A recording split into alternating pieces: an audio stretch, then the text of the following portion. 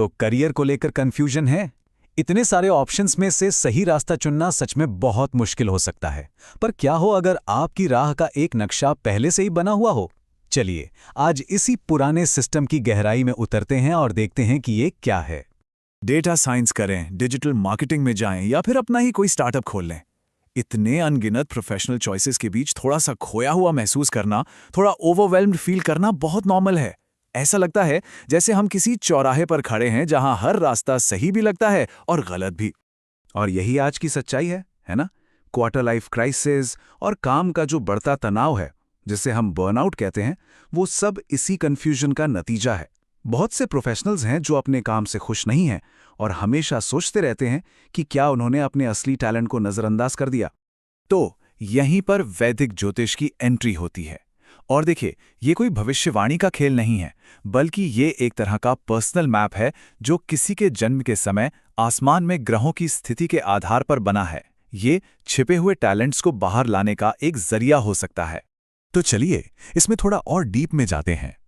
एक बात साफ समझनी होगी, जन्म कुंडली कोई मैजिक वॉन्ड नहीं है, बल्कि ये हमारे अंदर की शक्तियों और उस रास्ते का नक्शा है जहां हमें सबसे कम रुकावट और सबसे ज्यादा सफलता मिल सकती है।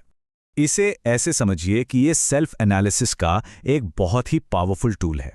ये हमारे प्रारब्ध कर्म, मतलब वो पिछले कर्म जिनके फल इस जीवन में मिलने हैं, उनका डेटा है। इससे पता चलता है कि कौन सा काम हमारे नेचर से सबसे ज्यादा मैच करता है।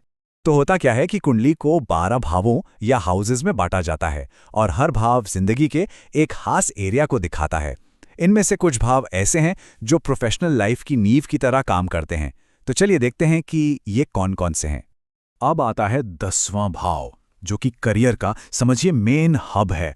ये सिर्फ ये नहीं बताता कि कोई क्या काम करेगा, बल्कि ये भी कि दुनिया उसे किस रूप में देखेगी। मतलब ये हमारे एक्शन और हमारी पब्लिक इमेज का घर है। अब ये जो भाव है, ये नौकरी के लिए बहुत बहुत ही जरूरी है। अगर किसी का छठा भाव मजबूत है तो वो इंसान दूसरों के लिए काम करने में, यानी नौकरी में, बहुत सफल हो सकता है।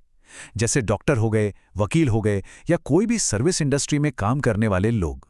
यहाँ एक इंटरेस्टिंग बात है, दूसरा भाव दिखाता है हमारी जमा की हुई दौलत को, जबकि 11वां भाव हमारी रेगुलर इनकम, मतलब सैलरी को दिखाता है।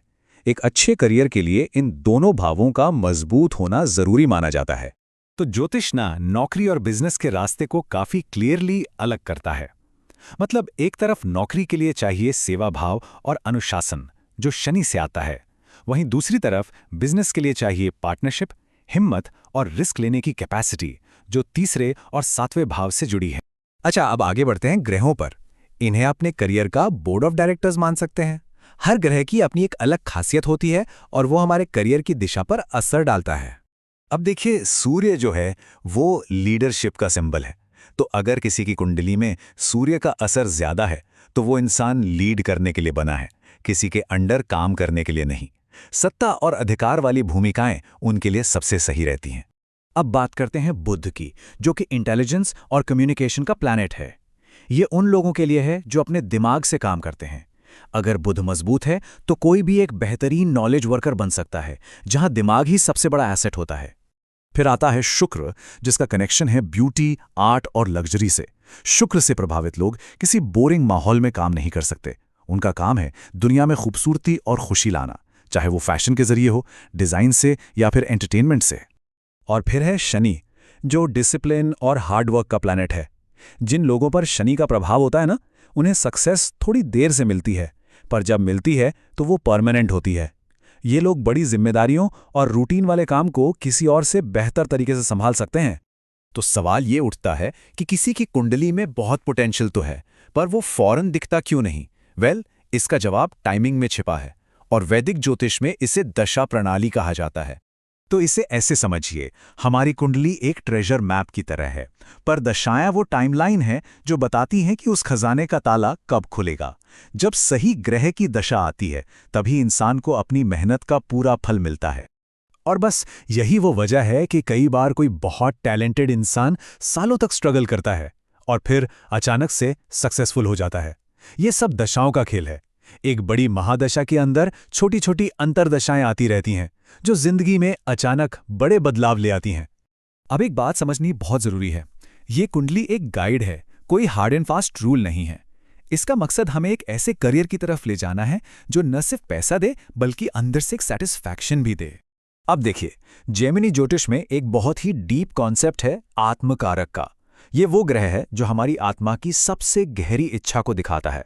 अगर किसी का काम इस इच्छा के खिलाफ जाता है तो वो इंसान चाहे कितना भी पैसा कमा ले, उसे कभी भी वो वाली सेटिस्फैक्शन नहीं मिलेगी।